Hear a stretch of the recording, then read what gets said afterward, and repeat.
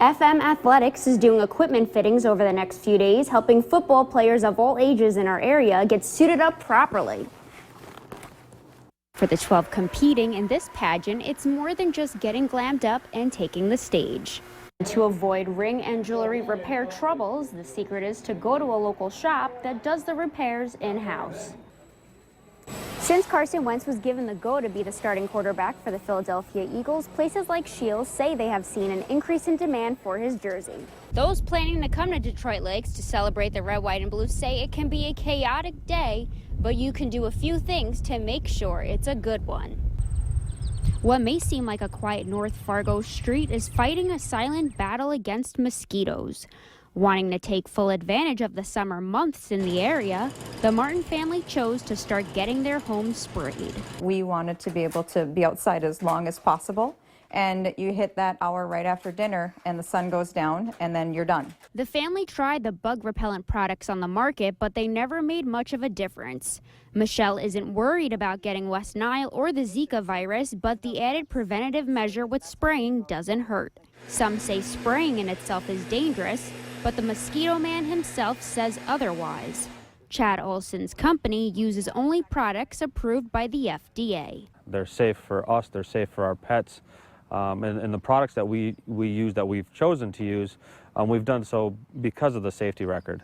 Mosquito Man sprays all around your home, getting into the bushes and under your deck. But what about the spraying our towns do? Shouldn't that be enough? There's no residual effect. It doesn't last. So if it doesn't come into an immediate contact with a pest, it does not kill that pest. Martin has been spraying her property for 13 years, and now her neighbors are on board, making this block a force field against mosquitoes. You literally see the mosquitoes running around and flying and buzzing, and then they're not there anymore. They just drop. Now that this mosquito battle is won, Mosquito Man moves on to save the day one neighborhood at a time. Natalie Parsons, Valley News Live. Tyler Obermueller is a seasoned golfer. He may not have made this particular shot. Maybe it wasn't so lucky. But earlier, his 20 years of experience served him well when he scored a hole-in-one at the 12th hole. It was our second hole of the day. My back was still pretty stiff as we teed off early in the morning and hit a great shot, and the ball disappeared. And then all of a sudden, I see the ball get closest to the hole and boop, right into the hole, and I scream. We were both screaming. You could hear us from every miles hole. away. Obermueller just won himself a new 2015 Mercedes-Benz GLA 250. Word spread fast around the course. Usually just getting a hole-in-one is a big deal, but this was different. This is definitely the most memorable for sure, winning a car, so you can't beat that. He's texting his wife. She's not believing him. He's texting his buddies. They're not believing him. Oh, really? I won a Mercedes. I won a Mercedes. No, you didn't. Yes, I did. So it was just fun. The dental community has been coming out to this benefit golf tournament for 8 years now, and this is the second year a car has been a prize. This is the first year that we've actually had a big winner. In college, Obermueller missed the national title by a shot, but now, years later, he has a new success to celebrate.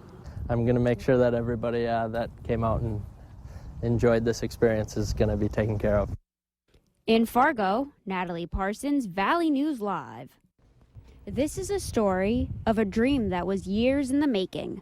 I've always wanted to have a cabin, but didn't have a way to anywhere to put it, so it's portable. A tiny home with a trailer that took about 2 years to complete, and there's already big summer plans for it. We are going to take it out to the lake, out by Rutland, Silver Lake, where it's going to sit for the summer. So this will be our way to have an inexpensive summer cabin. Brad built this tiny home not because of the fad, but to preserve Nancy's family's farm.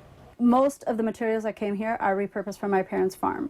Nancy wanted to keep a rustic country feel inside with the decor. Everything from the wood you see in the stairs to the soap bowl in the bathroom, all coming from the family farm. This is a representation of years and years of hard labor and dedication of country life and farming for my dad. Brad and Nancy had a tiny home open house, and Laverne Peplinski, Nancy's father, was there to see how they're paying tribute to his days on the farm. I'm glad and honored both that they could have used that lumber from there. Yeah, but it's got to go to quality lumber too. In Wyndmere, Natalie Parsons, Valley News Live.